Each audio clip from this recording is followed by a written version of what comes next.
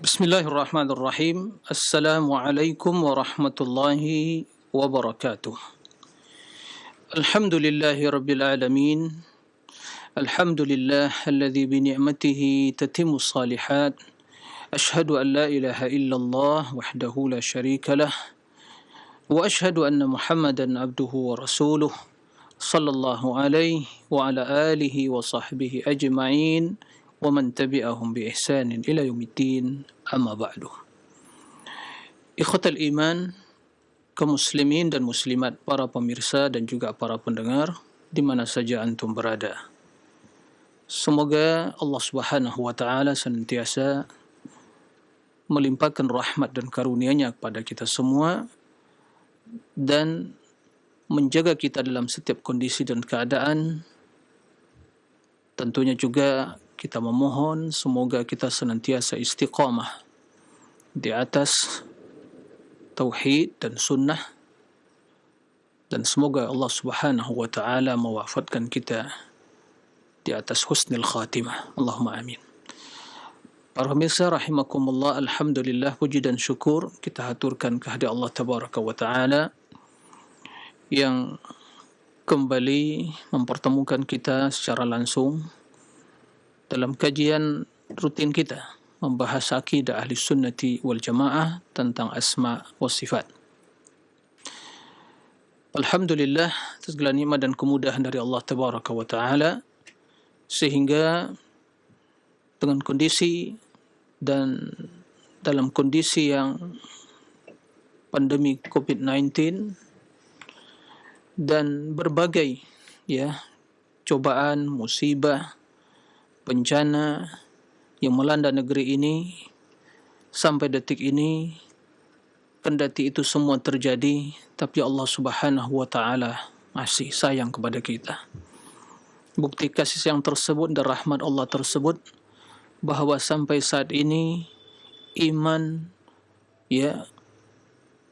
dan cinta kepada Allah dan juga cinta kepada Rasulullah SAW dan kecintaan kita kepada ilmu agama masih terpatri dalam hati kita. Dunia negeri cobaan dan ujian, dan itu pasti terjadi, dan semua akan mengalami dan menghadapi hal itu. Yang menentukan kebaikan dan kemuliaan adalah bagaimana sikap kita menghadapi hal itu. Berbagai sebab, berbagai kondisi dan keadaan yang menyebabkan kematian. Tapi sesungguhnya kematian itu satu. Kita yakin cepat atau lambat. Persiapkan diri untuk menghadap Allah dengan tauhid, dengan sunnah, dengan ilmu agama. Karena itu yang akan kita bawa menuju Allah Subhanahu wa taala. Alhamdulillah ala kulli hal. Semoga kita senantiasa menjadi hamba yang bersyukur, yang banyak memuji Allah dalam setiap kondisi dan keadaan. Salawat dan salam tidak lupa kita perbanyak ucapkan, terutama di hari yang mulia ini, Sayyidul Ayyam. Mari kita memperbanyak salawat dan salam kita kepada Rasul sallallahu alaihi wasallam, sebagaimana perintah Allah Subhanahu wa taala, ya ayyuhalladzina amanu sallu alaihi wa sallimu taslima. Allahumma salli ala Muhammadin wa ala ali Muhammad. Ikhwatal iman, para pemirsa rahimakumullah jami'an, kembali kita melanjutkan pembahasan kajian kita tentang akidah ahli sunnati wal jamaah dalam tauhid al-asma' wa sifat. Kita berharap semoga akidah yang kita pelajari, yang kita yakini, menjadi bekal kita mengarungi kehidupan ini dan menuju Allah Subhanahu wa taala. Ikhwatal iman, para pemirsa dan para pendengar rahimakumullah. Pembahasan yang terakhir yang pernah kita sampaikan, dan masih tersisa sedikit pembahasan yang berkaitan dengan hal itu,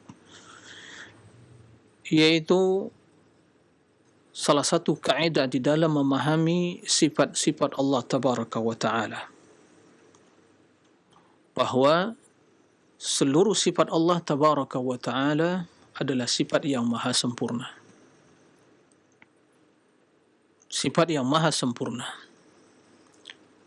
Sehingga apa yang Allah jelaskan di dalam Al-Quran tentang nama-nama Allah, yaitu Asma'ul Husna, disifati dengan Al-Husna karena seluruh nama tersebut mengandung makna yang sempurna, dan makna yang sempurna tersebut adalah sifat-sifat Allah.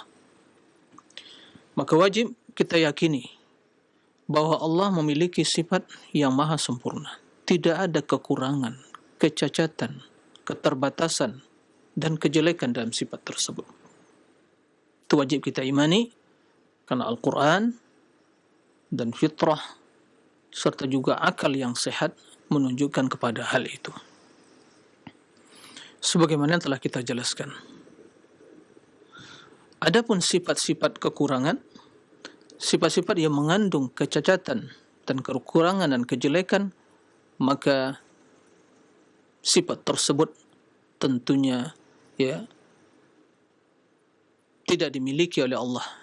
Allah Maha Suci dari seluruh kekurangan dan kejelekan. Karena asma Allah, nama-nama Allah adalah nama yang maha sempurna, yang terbaik. Dan Allah yang berhak memiliki segala puji-pujian.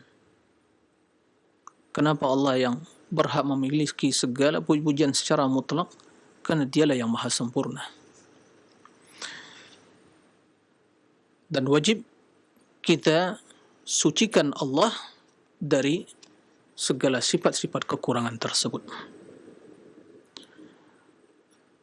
Ada sifat yang ketiga atau jenis sifat yang ketiga, yaitu sifat yang dalam satu kondisi dia sempurna, tapi dalam kondisi lain itu bukan merupakan sifat yang baik. Maka dalam kondisi seperti ini,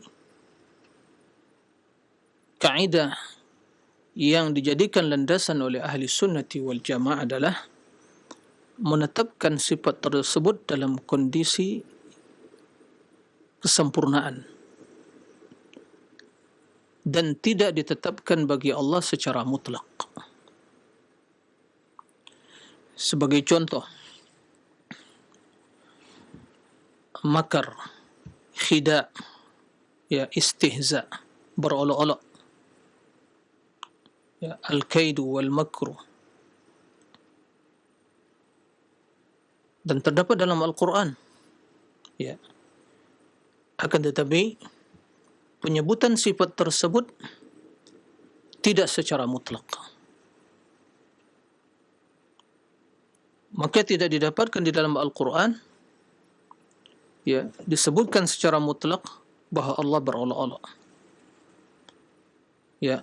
Allah yukhadi' atau Allah yamkur. Akan tetapi disebutkan di dalam Al-Quran dalam konteks pembalasan terhadap sikap orang-orang yang memusuhi Allah dari kalangan musyrikin dan munafikin, yang mereka berolok-olok kepada Allah, kepada Rasul, kepada orang-orang yang beriman, kepada Nabi, yang mereka menipu Allah. Maka Allah membalas perbuatan mereka dengan tipuan, dengan berolok-olok, bahkan lebih dahsyat dari perbuatan dan perilaku mereka itu. Mereka membuat makar, tapi makar Allah Subhanahu wa ta'ala lebih besar dari makar mereka. Ikhwatal iman, para pemirsa rahimakumullah. Oleh kerana itu, Allah Subhanahu wa ta'ala menjelaskan di dalam Al-Quran Al-Karim, seperti dalam surah Al-Anfal, qala subhanah, wa yamkuruna wa yamkurullah wallahu khairul makirin. Mereka membuat makar. Musuh-musuh Allah membuat makar. Dan Allah juga membuat makar. Mereka melakukan propaganda, berbagai makar dan tipu daya untuk menghancurkan Islam, propaganda. Tapi Allah memiliki makar. lebih dahsyat dari makar mereka. Maka di sini konteksnya adalah balasan terhadap perbuatan mereka. Tidak secara mutlak, tidak terdapat dalam Al-Quran Allah yamkuru, Allah berbuat makar, tidak. Tapi konteksnya adalah tatkala mereka berbuat makar, membuat propaganda, ya, maka Allah membalas propaganda mereka dengan makar yang lebih dahsyat yang akan membinasakan dan menghancurkan mereka. Dalam konteks seperti ini, itu menunjukkan kepada kita kesempurnaan Allah dan keperkasaan dan keagungan Allah Tabaraka wa Ta'ala. Dan ini adalah makna yang mulia. Wallahu khairul makirin, dan Allah sebaik-baik membuat makar. Begitu juga firman Allah Subhanahu wa Ta'ala, innal munafiqina yukhadi'una Allah wa huwa khadi'un. Orang-orang munafikin itu yukhadi'un Allah, menipu Allah, dan Allah menipu mereka. Apa maksud yukhadi'uhum? Itu Allah Subhanahu wa Ta'ala mereka menipu Allah, menipu orang-orang beriman, maka Allah membalas tipuan tersebut dengan tipuan yang lebih dahsyat, sehingga membinasakan mereka, mencelakakan mereka, menjerumuskan mereka dalam kebinasaan. Ya, menunjukkan kepada kita bahwa Allah Maha Kuasa untuk membalas hal itu semua dengan perbuatan yang sama, dengan jenis yang sama, dan lebih dahsyat dari itu. Maka Allah sebutkan, innal munafiqina yukhadi'un Allah. Mereka berpura-pura, ya, menampilkan hal yang baik di hadapan para sahabat, di hadapan Rasulullah, mengucapkan asyhadu an la ilaha illallah, asyhadu anna Muhammadar Rasulullah, tapi hati mereka, ya, menanam atau penuh dengan kebencian pada Islam, menipu Allah, dan Allah tidak akan mungkin dia bisa ditipu.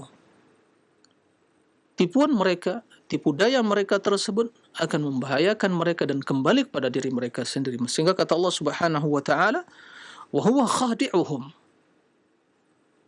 Allah juga membuat tipu daya bagi mereka.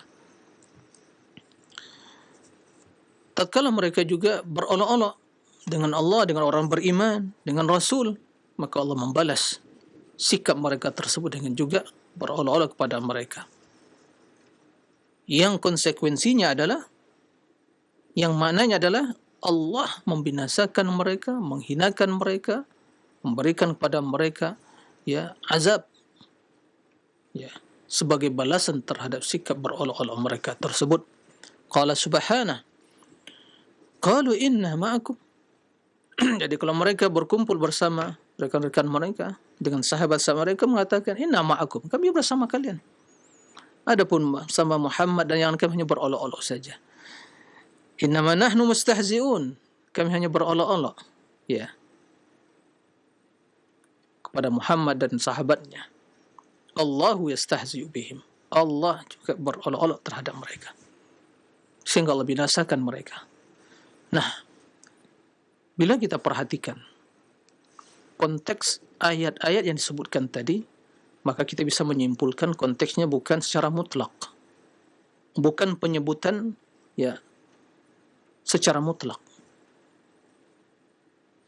akan tetapi dalam konteks pembalasan terhadap sikap, perilaku, dan perbuatan orang-orang yang memusuhi Allah, memusuhi Rasul, dan membenci orang-orang beriman. Maka dalam konteks seperti inilah kemuliaan, keagungan, keperkasaan, karena Allah mampu membalas dengan sejenis amalan dan perbuatan mereka dan lebih dari itu. Ya,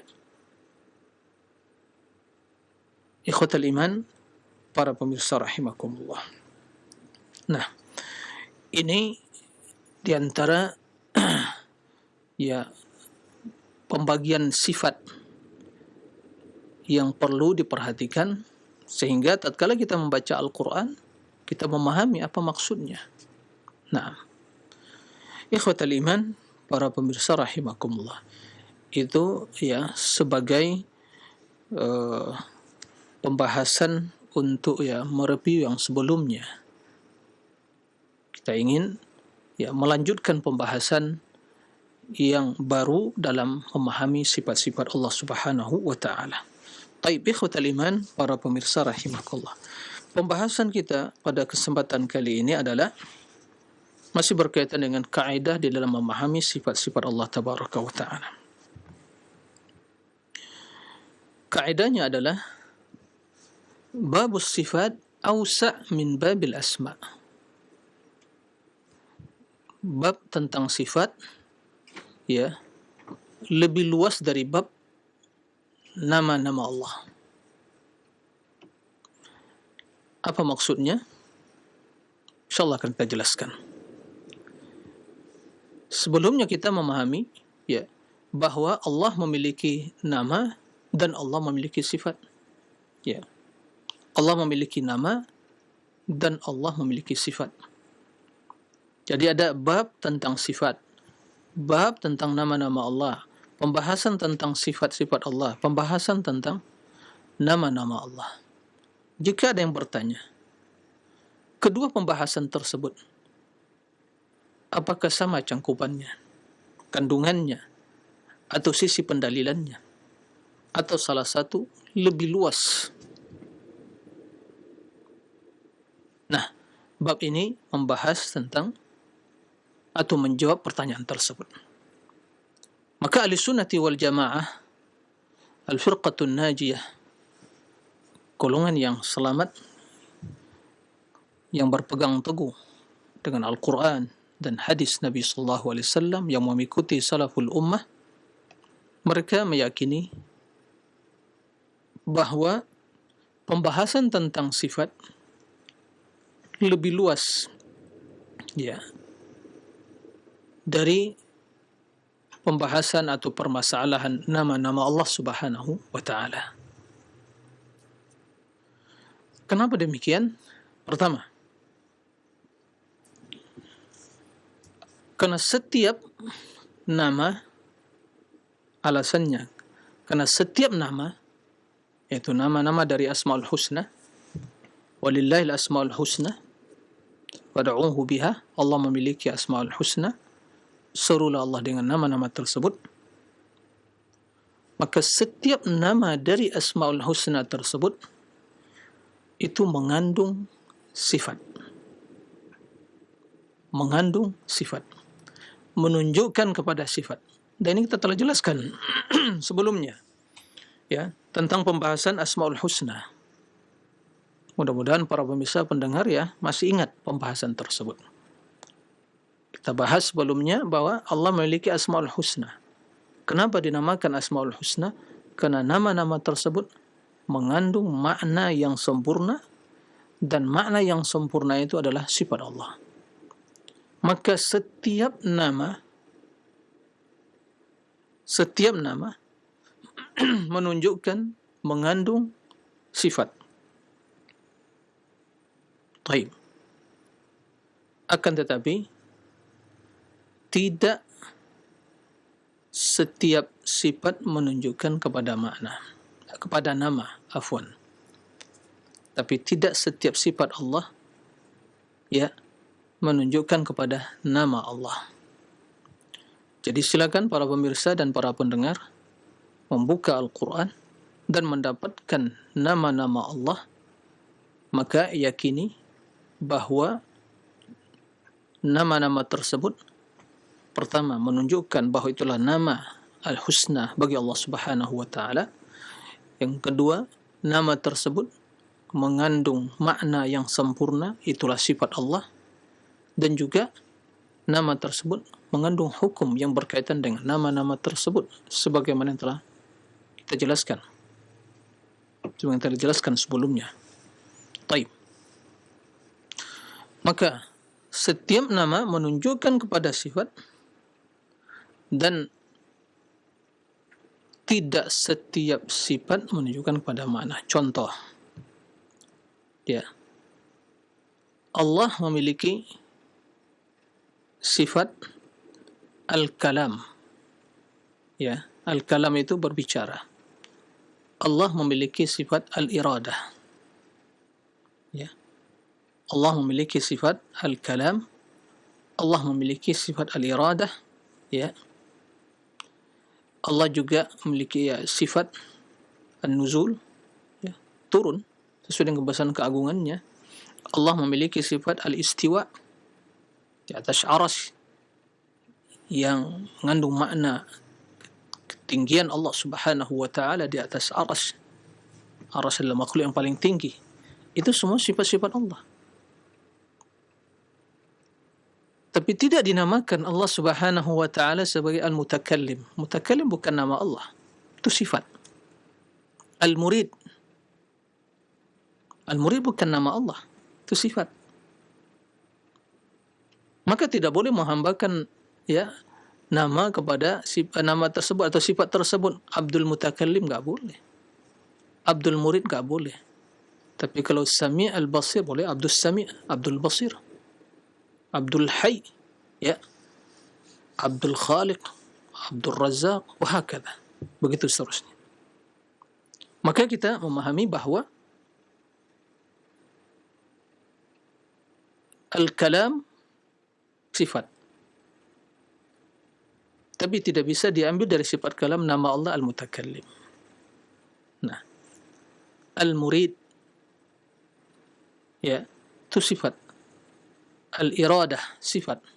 Tapi tidak bisa diambil dari sifat iradah nama Allah al-murid.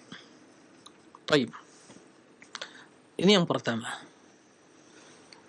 Berarti ada sifat-sifat yang tidak menunjukkan pada nama. Sementara setiap nama pasti menunjukkan pada sifat. Dari sini kita memahami bahwa sifat Allah itu banyak. Dan sering kita sampaikan dan terus akan kita sampaikan bahwa ini menunjukkan bahwa kerancuan akidah orang-orang yang membatasi sifat Allah dengan jumlah tertentu. Dan itu yang didoktrinkan. Keliru. Kalau kita mengimani Asmaul Husna dan menghafalnya, menjadikan bacaan rutinitas, kendati juga tidak sunnah seperti itu.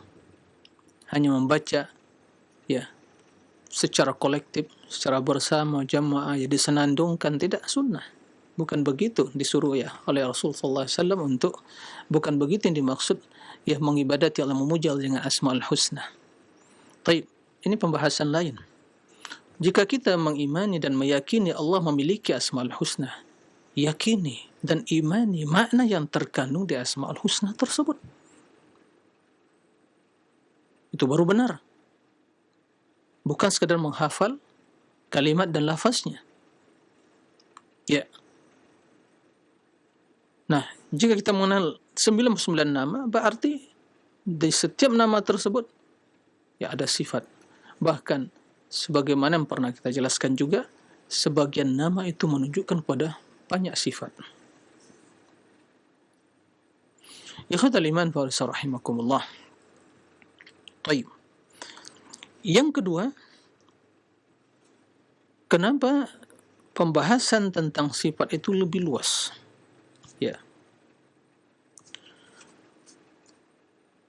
Karena sifat tersebut, di antara sifat-sifat tersebut adalah yang berkaitan dengan perbuatan Allah. Yang berkaitan dengan perbuatan Allah. Naam, dikenal dengan as-sifat al-fi'liyah, perbuatan Allah Subhanahu wa taala. Nah, perbuatan Allah Subhanahu wa taala tidak ada batasnya. Yaf'alu ma yasha. Yaf'alu ma yasha. Fa'alu lima yurid. Allah berbuat, melakukan apa yang dikehendakinya. Maka di antara sifat yang berkaitan dengan perbuatan Allah Subhanahu wa taala. Sementara perbuatan Allah Subhanahu wa taala tidak ada batasnya, sebagaimana perkataan Allah juga tidak ada batasnya. Kalimat Allah Subhanahu wa taala, perkataan tidak ada batasnya. Sebagaimana dijelaskan oleh Allah Subhanahu wa taala di dalam Al-Qur'an, qala Allah taala, walau annama fil ardi min syajaratin aqlamun wal bahru yamudduhu min ba'dihi sab'atu abhurin ma nafidat kalimatullah innallaha azizun hakim, yang artinya seandainya ya seluruh pohon yang ada di bumi ini menjadi aqlam, pena, ya, dan laut, ya, ditambah lagi dengan 7 laut, ya, dan itu menjadi tintanya, maka ma nafidat kalimatullah, tidak akan pernah, ya, habis kalimat-kalimat Allah. Jadi kalau digunakan semua pohon yang ada di permukaan bumi ini, kemudian ya tintanya adalah laut ditambah lagi 7 laut, ya, lautan. Subhanallah. Maka jika itu digunakan untuk menulis kalimat-kalimat Allah, tidak akan pernah habis kalimat-kalimat Allah, dan Allah Maha Perkasa dan Maha Bijaksana. Nah, ini menunjukkan kepada kita akan keagungan kebesaran Allah Subhanahu wa taala. Nah, jika perkataan Allah tidak ada batasnya, seperti itu juga bahwa perbuatan-perbuatan Allah tidak ada batasnya. Nah, maka sebagai contoh, ya, agar kita lebih memahami bahwa pembahasan sifat itu lebih luas, ya, lebih luas dari pembahasan, ya, tentang nama. Karena nama landasannya hanya satu, yaitu nas, teks yang ada dalam Al-Quran atau hadis, nggak bisa direkayasa. Maka apa yang Allah sebutkan di dalam Al-Quran Al-Karim dan apa yang disebutkan Rasulullah SAW dalam hadis yang sahih tentang nama-nama Allah, wajib kita imani. Nggak ada cara yang lain untuk mengetahui kecuali hanya penjelasan dari Allah dan Rasulnya. Ya. Sementara sifat,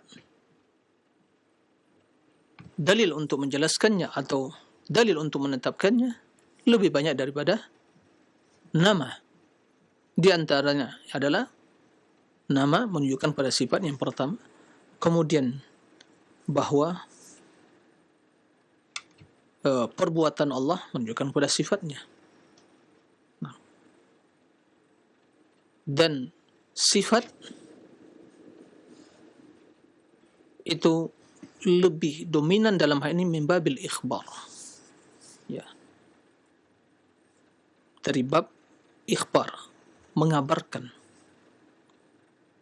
Sementara al-asma, nama-nama Allah itu min babil insya, yaitu Allah yang langsung memulai menyebutkan hal itu.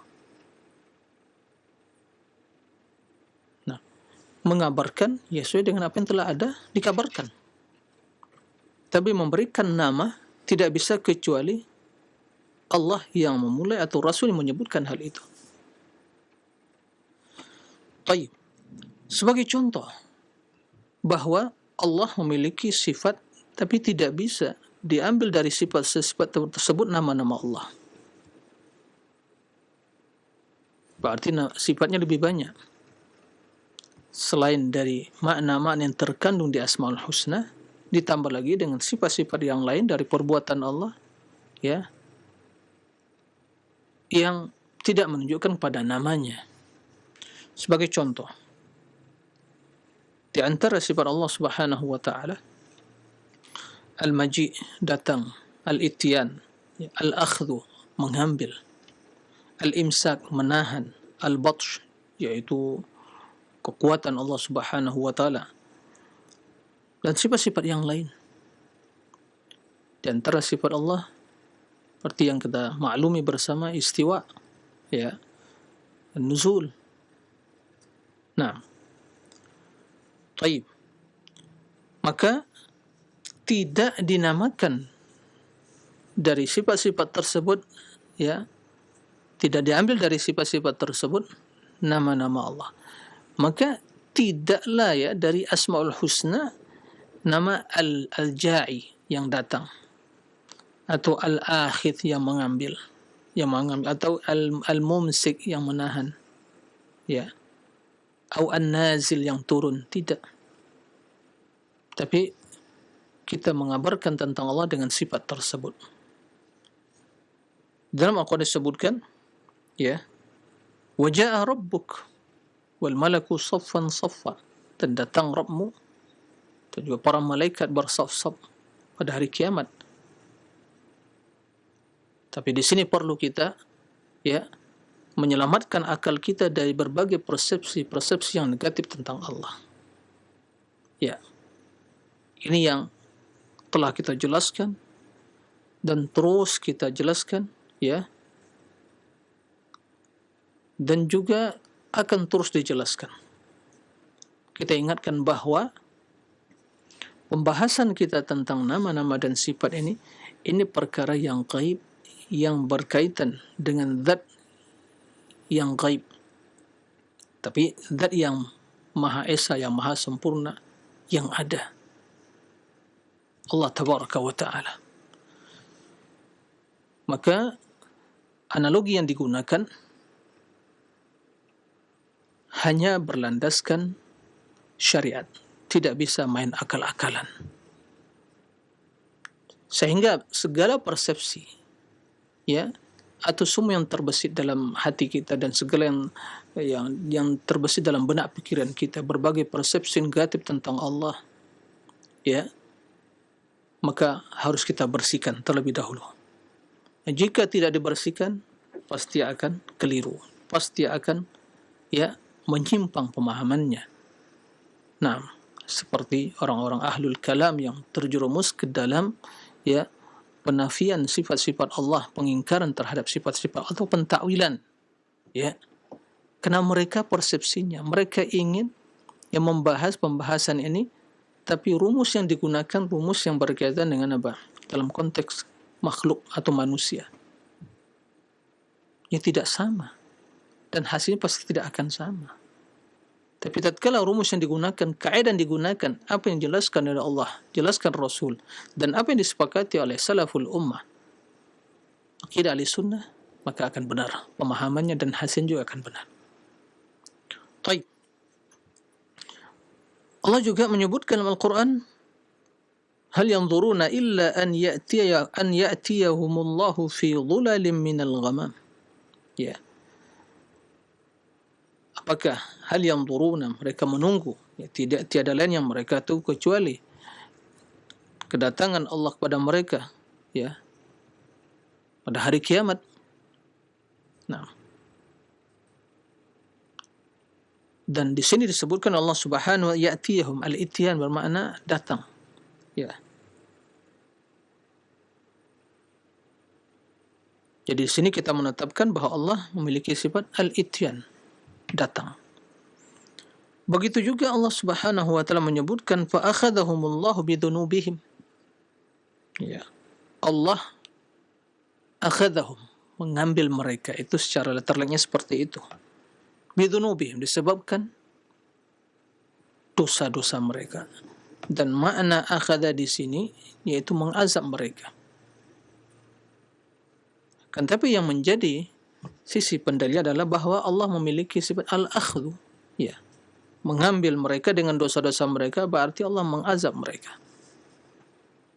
Maka di sini sifat Allah al-akhdhu, karena Allah menisbatkan hal itu pada dirinya. Begitu juga Allah Subhanahu wa ta'ala menyebutkan dalam Al-Quran, wa yumsikus samaa'a an taqa'a 'alal ardi illa bi'idzni. Allah yang menahan langit itu, ya, sehingga tidak jatuh, ya, menimpa bumi. Semua itu dengan izin Allah. Siapa yang menahan langit tanpa tiang? Subhanallah. Bi ghairi amadin tarawnaha, tidak ada tiangnya. Dan berat. Langit itu sangat berat. Ya. Karena penduduk langit lebih banyak dari penduduk bumi. 7 tingkat langit, setiap tingkat penghuninya para malaikat yang beribadah kepada Allah, sehingga tidak tersisa tempat seukuran 4 jari jemari tangan kita, kecuali kata Rasul ada di sana malaikat yang rukuk sajid dan bertasbih kepada Allah. Allahu Akbar. Berat.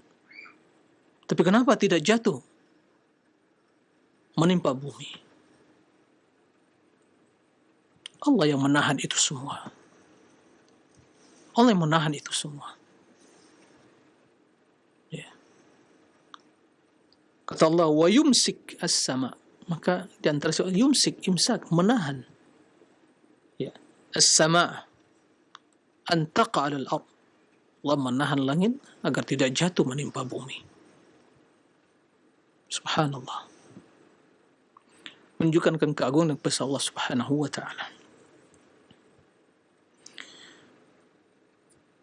Begitu juga Allah Subhanahu wa taala menyebutkan inna batsha rabbika lasyadid, sesungguhnya batsh yaitu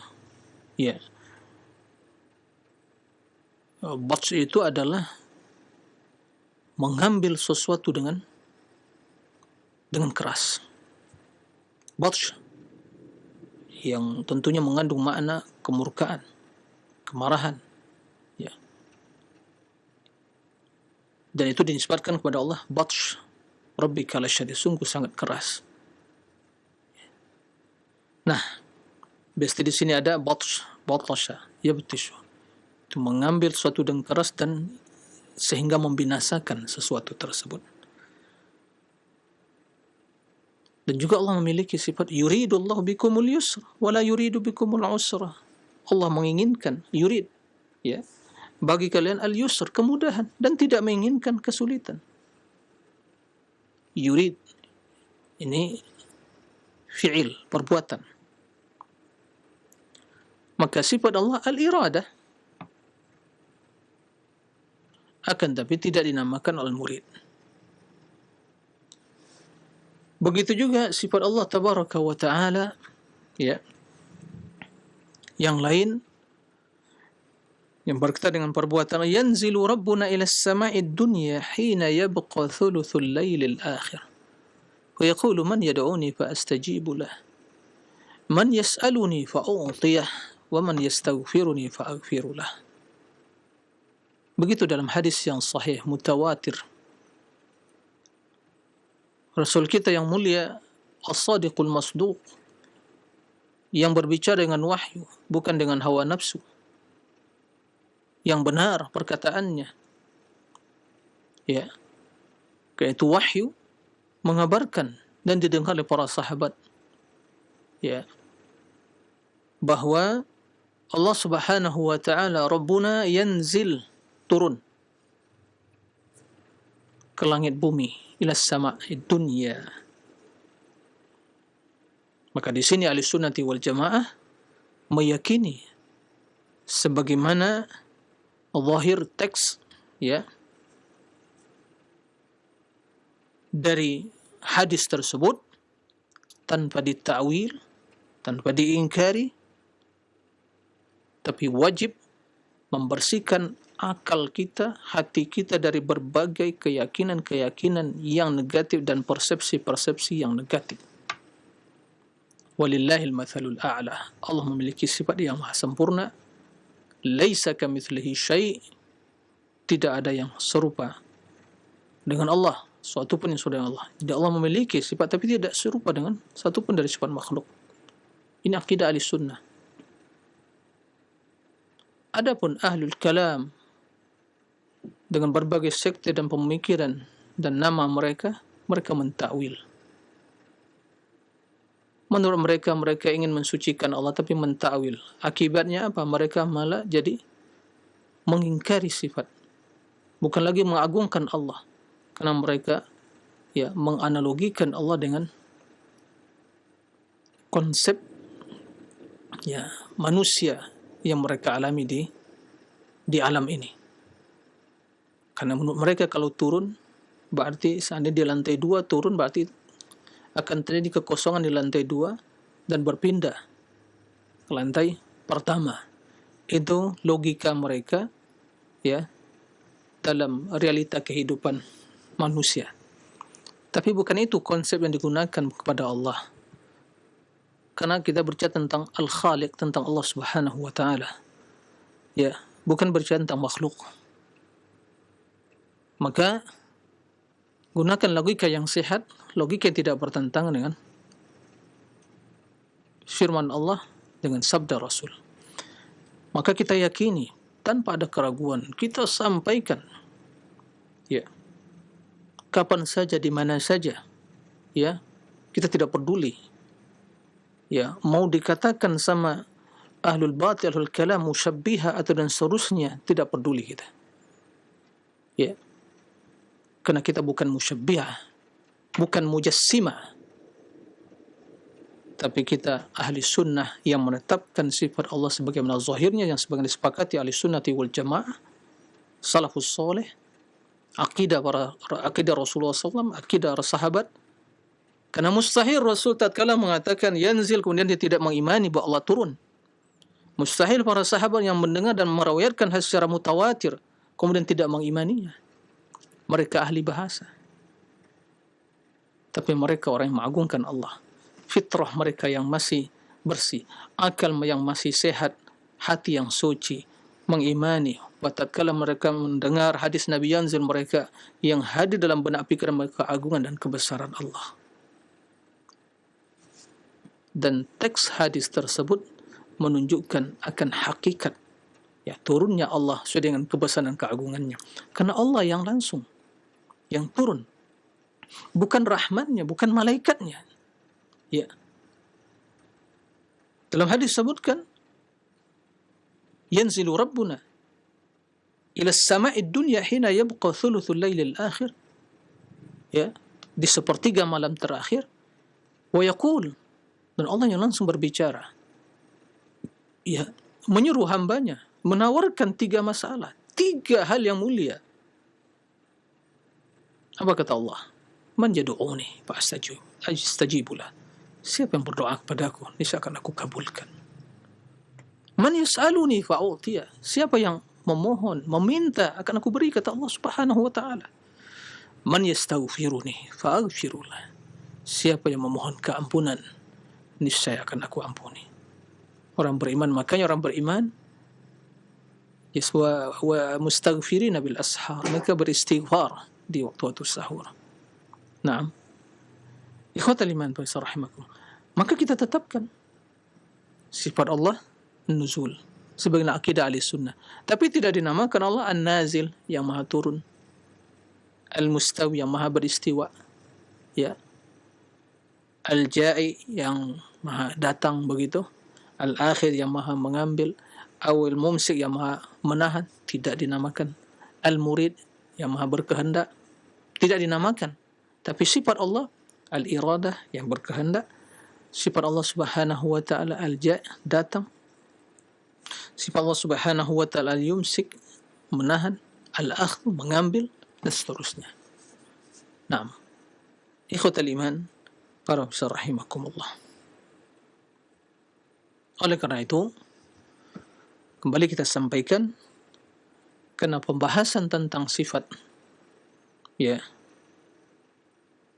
adalah pembahasan yang wajib mengikuti dalam hal ini, ya, dalil-dalil Al-Quran dan hadis, dan juga mengikuti manhaj ahli sunnati wal jamaah.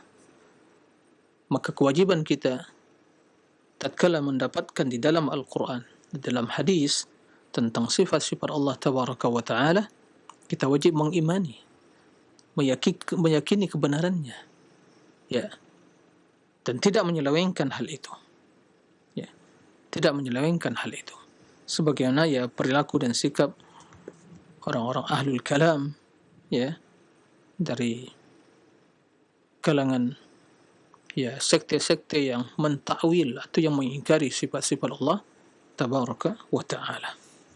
Taib, para rahimakumullah, itulah pembahasan yang bisa disampaikan pada kesempatan kali ini yang berkaitan dengan kaidah, salah satu dari kaidah Ahlussunnah dalam memahami sifat-sifat Allah, bahwa pembahasan tentang sifat Allah lebih luas dari pembahasan tentang nama-nama Allah Subhanahu wa Ta'ala.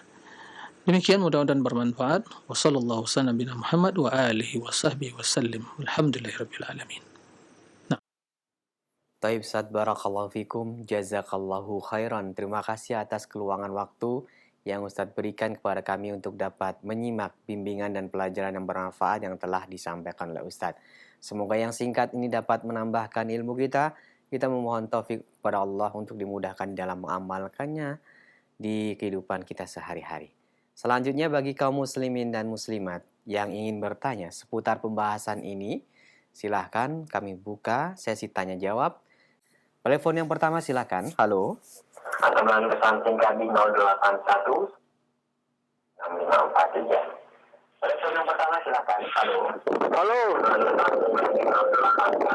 Halo, Assalamualaikum. Waalaikumsalam warahmatullahi wabarakatuh. Bapak, mohon maaf. Sebelum Bapak melanjutkan pertanyaan, dikecilkan terlebih dahulu volume televisinya supaya tidak ada feedback suara Bapak kembali ke studio kami. Silakan Pak, pertanyaan dilanjut. Ya, iya Pak Ustadz. Iya Pak Ustadz. Begini Pak Ustadz.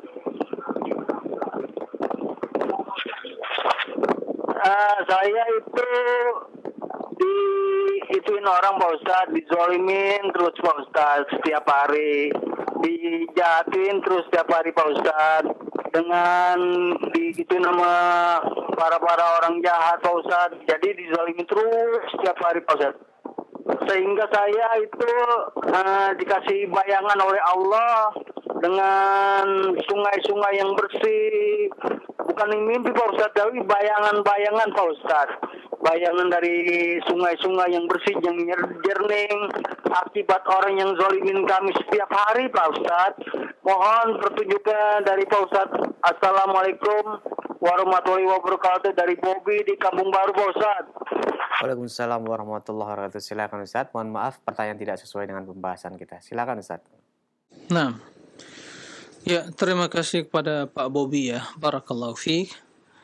Pertama ya, kita berdoa kepada Allah semoga kita dan seluruh kaum muslimin selalu dalam kondisi ya baik setiap saat dan keadaan, dan memohon bimbingan dan taufik kepada Allah. Semoga kita selalu dijaga dari berbagai makar, propaganda atau kezaliman orang yang ingin berbuat kezaliman. Allahumma amin. Bapak Bobby, barakallahu fiik ya. Hidup ini memang penuh dengan cobaan dan ujian. Ya. Berbagai cobaan dan ujian yang akan kita lalui dan kita hadapi dalam hidup ini. Maka kita harus hadapi dengan sabar. Dan kita yakin, dan ini akidah kita dan iman kita, dalam berbagai cobaan dan ujian tersebut pasti ada hikmah. Pasti ada hikmah. Hikmah tersebut bisa dipetik oleh orang-orang yang bisa merenung dan menghayati, dan hanya berlalu begitu saja jika seorang tidak introspeksi dan tidak bisa merenung dan bertafakur. Semua pasti ada hikmah. Nah, dalam konteks yang diutarakan Pak Bobby tadi, dia sudah dizolimi. Dan perlu diketahui, yang namanya kezoliman, ya, tetap haram. Ya. Dan dalam hal yang seperti itu, pertama yang harus kita lakukan, ya, kita, ya, berserah diri kepada Allah, bergantung kepada Allah, bertawakal kepada Allah, bahwa apapun yang ingin dilakukan oleh manusia untuk menzalimi kita, menyakiti kita, menganiaya kita dan seterusnya, ya, yang ingin mencelakakan kita, maka ketahuilah semua hal itu tidak akan bisa mereka lakukan kecuali dengan izin Allah. Maka dalam hadis sebutkan, ya, wasiat Rasul kepada Ibnu Abbas, di antara wasiat tersebut, wa'lam annal ummah la ijtama'at an yadurruka bi syai' lan yadurruka illa bi syai'in qad katabahu Allahu 'alaik. Jika manusia, umat manusia ini bersatu padu, ya, untuk mencelakakanmu, mendatangkan, memberikan kepadamu suatu kemudaratan, mereka tidak akan mampu melakukannya dengan izin Allah. Maka dalam hadis disebutkan, ma asabaka lam yakun liyukhti'ak wa ma akhta'aka lam yakun liyusibak. Apa yang telah ditakdirkan akan menimpa dirimu tidak akan meleset. Dan apa yang tidak ditakdirkan menimpa dirimu tidak akan pernah datang menghampirimu. Semua telah tertulis. Kezaliman manusia, hadapi kezaliman dengan kebaikan. Dan begitu kita menghadapi kezaliman dengan kebaikan tadi, maka dengan sendirinya orang yang menzalim itu semakin hina. Ya.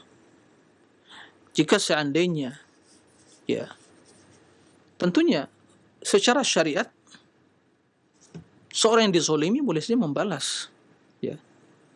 Bahkan doa orang yang terzalimi tidak akan ditolak oleh Allah, tidak akan tertutup, langsung didengar oleh Allah dan dikabulkan oleh Allah. Wattaqi da'watal mazlum fa innahu laisa bainahu wa bainallahi hijab. Waspada terhadap doa orang terzalimi. Boleh jadi yang menzalimi tidurnya mimpi indah dalam tidurnya, tapi ingat, mata orang terus bangun bermunajat, memohon kepada Allah, mengadukan permasalahannya, dan Allah tidak akan pernah lalai. Jadi kendati orang ingin menghinakan kita, mencelakakan kita, kalau di tangan Allah, dalam keputusan Allah, dalam kehendak Allah, kita tidak akan hina. Semua itu tidak akan mengurangi martabat kedudukan kita. Tapi ingat, kita harus introspeksi diri. Kita harus introspeksi diri. Karena sebagaimana yang dijelaskan oleh Allah, wa ma asabakum min musibatin fabima kasabat aydikum wa ya'fu an katsir. Apapun musibah yang menimpa kalian pasti juga disebabkan ulah tangan kalian. Kita introspeksi diri. Jangan merasa kita telah suci, ya. Pasti ada kekurangan, ya. Oleh karena itu, tidak sepantasnya tatkala kita mendapatkan berbagai cobaan dan ujian dalam berinteraksi, berkomunikasi sama manusia ini, selalu mengeluhkan, ya, perkara kita kepada orang lain, tapi keluhkan kepada Allah. Karena di situ ada pelajaran, introspeksi diri kita saja. Saya berbicara secara umum, ya, kendati jawaban inilah sebab pertanyaan dari Pak Bobi, tapi saya berbicara secara umum dalam kita ini semua banyak, ya, keterbatasan kita, kekurangan kita, ya, kekhilafan kita. Nah, jadi semuanya sesungguhnya kalau kita hadapi dengan dalam konteks takdir tadi, yakin bahwa itu semua bagian dari sarana atau wasilah untuk introspeksi diri, ya, tidak ada hal yang sesungguhnya sia-sia, pasti ada hikmah. Kemudian jika kita betul-betul, ya, telah melaksanakan tuntunan Allah, orang yang berbuat baik, tidak menzalimi manusia, tetap dizalimi, tidak ada masalah, masih ada nanti hari pembalasan yang di sana kita akan menuai, ya, kebaikan itu. Karena sebagaimana yang dijelaskan dalam hadis, atadruna manil muflis? Tahukah kalian orang yang bangkrut? Para sahabat, ya, pemahaman mereka yang bangkrut itu orang yang bisnis di dunia, ya, merugi, yang tidak punya dinar, tidak punya dirham, tidak punya duit, kekayaan. Itulah yang bangkrut. Kata Rasul tidak. Al-muflis min ummati man ya'ti yawmal qiyamah. Naam, bisiyamin wa sadaqatin dan, ya, datang pada hari kiamat membawa berbagai pahala, solat, ibadah dan yang lainnya. Wa qad zalama hadha wa syatama hadha wa akhadha hadha mal hadha wa daraba hadha ila akhirih. Naam, wa yu'ta min hasanatihim. Ya. Maka mereka yang datang membawa pahala solat, zakat, puasa dan yang lainnya, tapi telah menzolimi ini, mengambil harta ini dan seterusnya, ya, memukul ini dan seterusnya, telah menzolimi, maka diambil kebaikannya diberikan kepada orang yang terzolimi. Jadi orang yang terzolimi di dunia, kalau memang betul dia terzolimi, ya, maka sesungguhnya itu adalah dia menabung untuk rekening akhirat, nanti pahalanya akan diambil. Pahala orang yang menzolimi akan dipindahkan kepada yang terzolimi. Tidak ada lagi di sana untuk saling memaafkan, karena sudah habis. Memaafkan ya di dunia. Maka hati-hati, iyyakum wal-zulm. Inna dzulma dzulumatun yaumil qiyamah. Kezaliman itu adalah kegelapan pada hari kiamat. Inni haramtu dhulma, kata Allah. Dalam hadis kursi, inni haramtu ya ibadi, inni haramtu dhulma ala nafsi wa ja'altuhu bainakum muharraman fala tadhalamu. Wahai hambaku, aku telah mengharamkan kezaliman atas diriku. Wa ma rabbuka bidhallamin lil 'abid. Rabbmu tidak pernah menzalimi hambanya. Wa ja'altu bainakum muharrama, dan aku jadikan kezaliman itu haram di antara kalian, maka jangan saling menzalimi. Oleh karena itu, ya, sabar itulah cobaan dalam hidup ini, Pak Bobi. Kemudian tidak perlu membalas kezaliman dengan kezaliman, ya. Kalaupun ya memaafkan itu lebih baik. Kemudian jika tetap mereka berbuat kezaliman, melakukan berbagai kezaliman dalam bentuk perkataan, perbuatan dan yang lainnya, ya, ambil hikmahnya, mungkin introspeksi diri, kemudian yakin kita tidak akan mampu manusia untuk mendatangkan satupun kejelekan, kerusakan, kemudaratan bagi seorang dengan izin Allah Tabaraka wa Ta'ala. Kemudian ya berharap pada Allah semoga itu menjadi ya tambahan kebaikan di akhirat kelak, ya, sehingga pahala orang yang menzalimi akan ditransfer langsung kepada rekening kebaikan kita di akhirat kelak. Nah, demikian Allahu a'lam. Taib, Ustaz, barakallahu fikum, jazakallahu khairan. Terima kasih atas nasihat serta jawaban yang bermanfaat, khususnya untuk penanya dan kita semuanya yang di kesempatan pagi hari ini menyimak dan mengikuti bimbingan dan pelajaran dari Ustadz. Selanjutnya kami bacakan dari pesan singkat dari Bapak Nana di Pondok Gede. Beliau bertanya, Ustadz, disebutkan bahwa sifat Allah lebih banyak dari nama-nama Allah. Padahal jumlah nama Allah hanya Allah yang mengetahuinya. Apakah juga banyaknya sifatnya hanya Allah yang mengetahui pula? Mohon penjelasannya Ustadz. Syukron. Nah. Ya, terima kasih kepada Pak Nana di Pondok Gede. Barakallahu fiik atas pertanyaannya. Semoga Allah memberkahi antum sekeluarga dan juga seluruh para pemirsa dan pendengar di mana saja berada. Allahumma amin. Nah, sebagaimana kita maklumi bahwa nama Allah itu banyak, tidak terbatas. Tapi nama yang Allah sebutkan atau yang terdapat dalam hadis keutamaannya, barang siapa yang mengetahui, mengamalkan dan mengimani maknanya dan melaksanakan tuntutannya, dia akan masuk surga, itu 99. Sebagaimana dalam hadis yang sahih. Taib. Tapi Allah memiliki nama-nama yang lain yang tidak kecuali Allah Subhanahu wa Ta'ala. Kita berbicara konteks nama yang tertera dalam Al-Quran dan hadis. Apa yang ada di sisi Allah, ilmu Allah yang ilmu ghaib, ya, kita tidak bisa ikut campur dalam hal itu. Tapi kita mengimani bahwa Allah memiliki nama lebih dari apa yang disebutkan dari ya 99 yang mengandung keutamaannya, yaitu masuk surga bagi orang yang menghafal, mengetahui dan mengimaninya.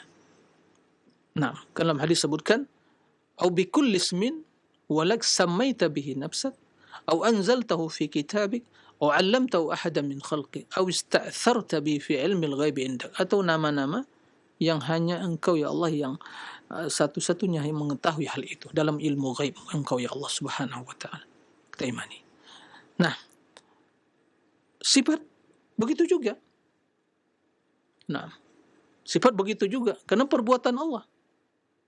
Allah yang mengetahui, Allah yang maha mengetahui perbuatan dan perkataannya. Dan perbuatan Allah, perkataannya tidak akan pernah berakhir, tidak berujung. Nah, tapi pembahasan kita ada dalam konteks ya apa yang disebutkan sebuah kaidah di dalam memahami sifat-sifat Allah, bahwa bila kita perhatikan ya dengan Asmaul Husna dan sifat-sifat yang dimiliki oleh Allah, maka pembahasan bab tentang sifat lebih luas, lebih banyak. Ya. Karena kita mendapatkan di dalam Al-Quran, dalam hadis, sifat-sifat yang tidak ya menunjukkan kepada nama, tapi dia sifat, sebagian telah dijelaskan tadi. Jadi ini pembahasannya. Adapun yang diutarakan tadi, Allah memiliki sifat yang banyak. Nah, perbuatan Allah sebagian dijelaskan tadi tidak ada batasannya. Dan tidak akan mungkin kita semua mengetahui perbuatan Allah Subhanahu wa Ta'ala. Allah yang melakukan, berbuat sesuai dengan kehendaknya. Fa'alu lima yurid. Ya, begitu juga ya sifat-sifat yang atau perkataan Allah Subhanahu wa taala. Innama amruhu idza arada syai'an yaqulu lahu kun fayakun. Naam. Maka apa saja yang Allah kehendaki untuk menciptakan sesuatu, Allah mengucapkannya kun fayakun. Nah, ma nafidat kalimatullah. Qul law kana al-bahru midadan li kalimati la nafida al-bahru qabla an yanfada kalimatu rabbih walau ji'na mithlihi madada. Seandainya lautan menjadi tinta untuk menulis kalimat-kalimat Allah, akan kering lautan tersebut dan tidak akan pernah habis berakhir perkataan Allah. Jadi ini maksud dari kaidah yang disampaikan tadi.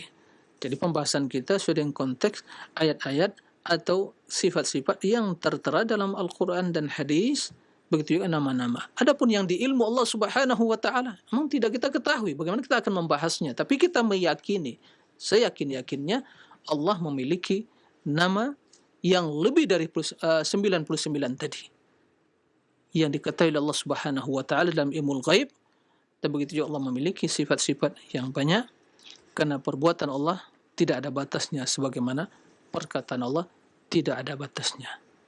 Wallahu a'lam. Nah, Barakallahu fikum wa jazakallahu khairan. Pertanyaan selanjutnya kami bacakan dari Abdullah di Jakarta yang bertanya, Assalamualaikum Pak Ustadz, mau tanya apakah boleh asma-asma Allah dijadikan amalan-amalan wirid sehari-hari? Mohon penjelasannya.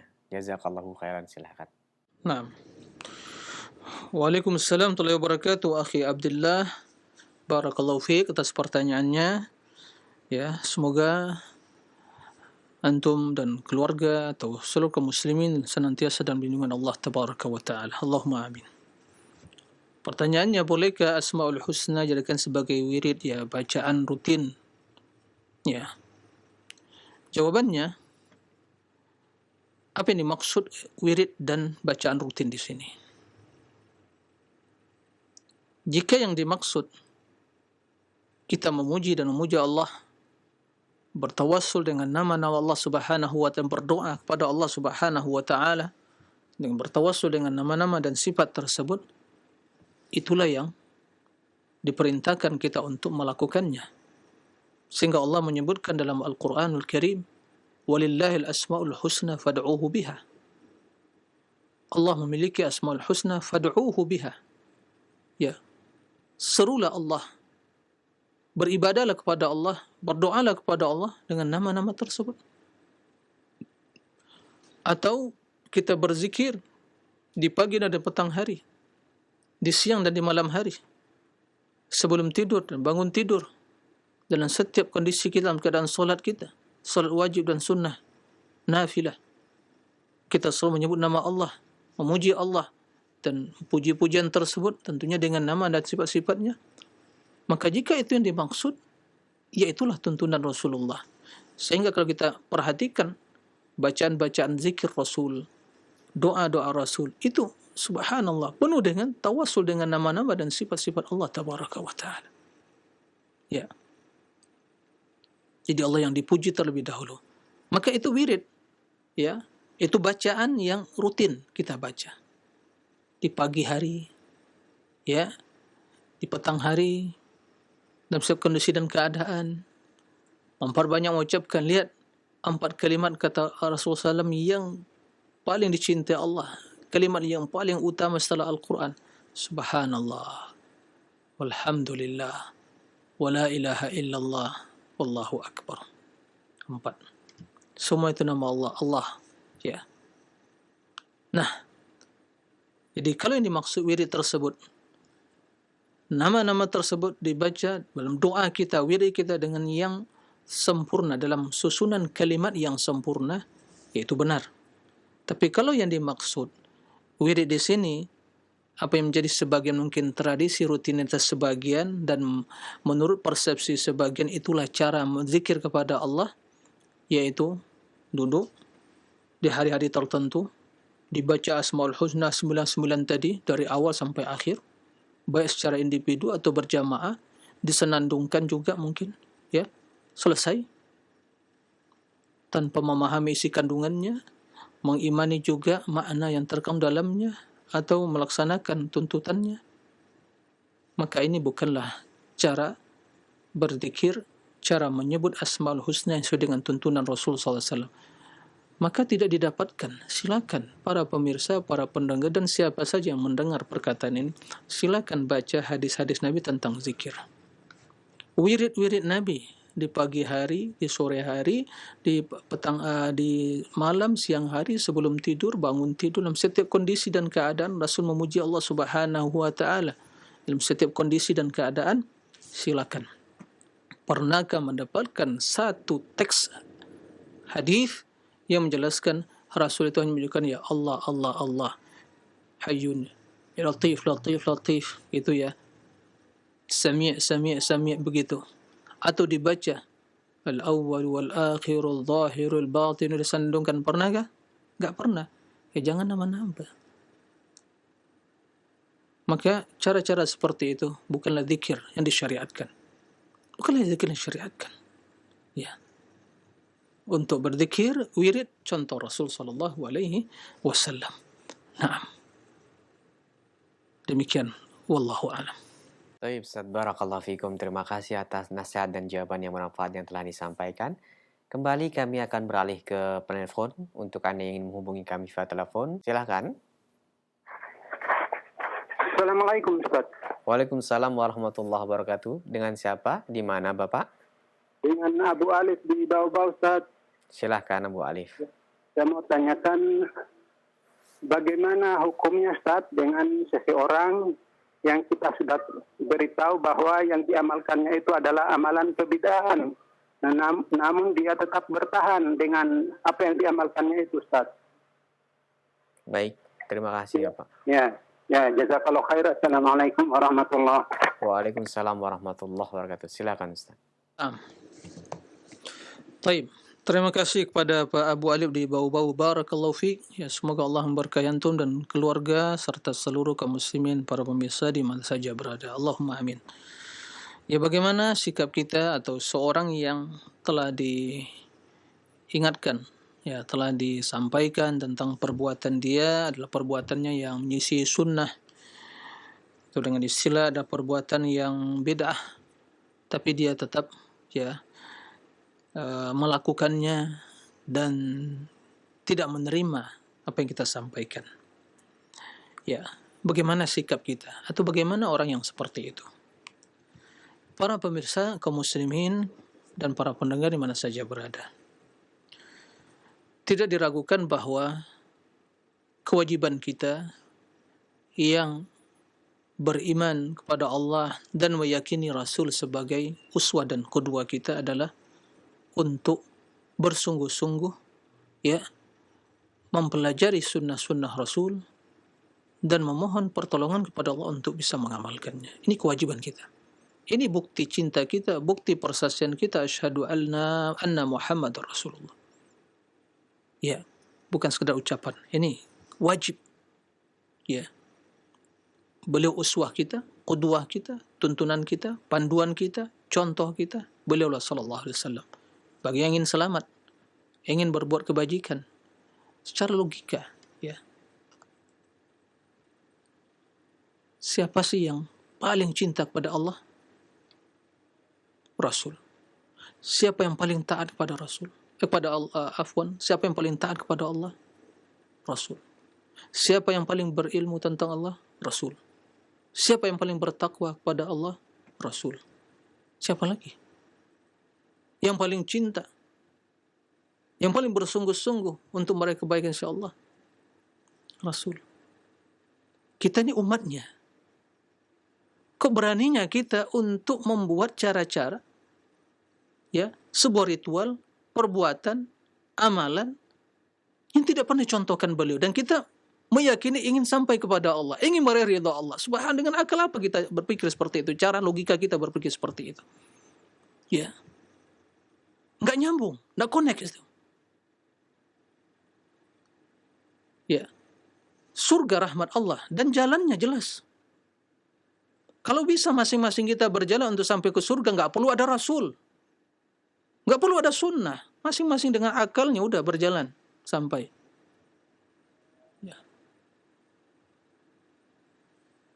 Maka disinilah pentingnya kita belajar. Permasalahan yang muncul di masyarakat pertama mungkin kena kejahilan tadi. Kemudian memang didoktrin seperti itu. Amalan-amalan yang sering muncul sebuah tradisi itu doktrin. Bila dikaji dan dibahas tentang dalilnya tidak ditemukan. Maka sikap kita, seorang yang cinta pada Rasul, begitu datang qala Allah, kita terima, sami'na wa ata'na. Begitu kata Allah, innama kana qaulal mu'minin idza du'u ila Allah wa rasulih yahkama min yaqulu sami'na wa ata'na. Perkataan orang yang beriman bila diajak kepada Allah, pada Rasul, untuk menjadi hakim di antara mereka mengatakan sami'na wa ata'na. Enggak ada perkataan yang lain. Ini yang sikap yang harus kita tumbuhkan, kita pupuk, kita doktrinkan dalam diri kita, pada anak kita, cucu kita, cici-cici kita, terus umat ini. Nah, adapun kita yang telah diberi nikmat oleh Allah seperti sunnah, melihat saudara kita yang sedang melakukan seperti itu, kita sampaikan dengan cara yang baik. Cara yang baik, lemah lembut sampaikan. Tujuan kita, tugas kita hanya menyampaikan. Nah, menyampaikan dengan cara yang baik, yang santun, diajarkan, karena kejahilan dia tidak mengetahui, atau karena didoktrin, maka disampaikan dengan cara yang baik. Kalau dia bisa sedikit memahami dalil, sebutkan dalil, tapi kalau tidak, sampaikan dengan omongan yang baik, pernyataan yang baik, lemah lembut, sampaikan bahwa mari kita amalkan sesuai dengan tuntunan Rasul. Ini dalilnya, ini panduannya. Allah menjelaskan, wajib bagi kita menjadikan sebagai uswah. Rasul mengancam bahwa orang siapa yang beramal tiada tuntunannya akan ditolak oleh Allah. Kasihan seorang beramal capek, habis duit, energi, waktu, tapi nggak ada hasilnya, sia-sia. Mau kita seperti itu, sampaikan. Dia menerima atau tidak itu urusan Allah, serahkan kepada Allah. Dan ingat juga, banyaklah berdoa Pak Alif semoga saudara kaum muslimin yang Bapak ajak untuk mengikuti sunnah itu mendapatkan hidayah. Berdoa kepada Allah, semoga Allah membukakan hati mereka untuk menerima sunnah tadi. Itu sikap kita. Itu sikap kita yang harus kita miliki di dalam menjalani hidup ini dalam rangka mengamalkan sunnah Rasul, dan dalam rangka menyampaikan sunnah-sunnah tersebut kepada saudara kita yang belum mengetahuinya. Nah, semoga Allah memberikan hidayah pada kaum muslimin untuk kembali kepada sunnah Rasul sallallahu alaihi wasallam sehingga mereka menjadi umat yang mulia dan bahagia. Nah, demikian wallahu a'lam. Jazakallahu khairan Ustaz, terima kasih atas nasihat dan jawaban yang bermanfaat yang telah disampaikan kepada para penanya baik dari telepon maupun pesan singkat. Nampaknya pertanyaan tadi merupakan pertanyaan penutup di pertemuan kita. Mohon maaf karena terbatasnya waktu pertemuan kita ini Ustaz. Sebelum kami akhiri, mohon Ustaz memberikan ikhtitam. Fadhal Ustaz. Nah, para pemirsa ikhwatal iman, para pendengar kaum muslimin di mana saja berada, sebagai khitam majlis kita ini, kembali kami mengingatkan diri pribadi dan seluruh kaum muslimin, mari tetap kita bersemangat untuk menjalani hidup ini dengan panduan Allah di bawah panji Al-Quran dan Sunnah, terus bekali diri dengan ilmu dan terus kembali kepada Allah, terutama kita masih menghadapi yang namanya pandemi COVID-19, yaitu virus corona yang tidak kita ketahui kapan akan berakhir dan kembali normal. Yang penting bukan itunya yang menjadi masalah, tapi kitanya apakah telah siap untuk menghadap Allah dalam setiap kondisi dan keadaan. Oleh karena itu, bekali diri dengan akidah yang benar, keimanan yang kuat, amal yang saleh dan cinta yang tulus kepada Allah dan Rasulnya. Dengan demikian, apapun yang terjadi menjadi sebab kematian seseorang, maka sesungguhnya dalam keadaan kebaikan semuanya. Semoga Allah selalu menjaga kita semua, memberikan taufik, hidayah pada kita semua, dan semoga kita senantiasa dalam lindungan Allah Tabaraka wa Ta'ala. Demikian, wallahu a'lam wa sallallahu wa sallam nabiyina Muhammadin wa alihi wa sahbihi wa sallim, wa akhiru da'wana alhamdulillahi rabbil alamin. Subhanakallahumma bihamdika asyhadu an la ilaha illa anta astaghfiruka wa atubu ilaih. Wassalamu alaikum warahmatullahi wabarakatuh.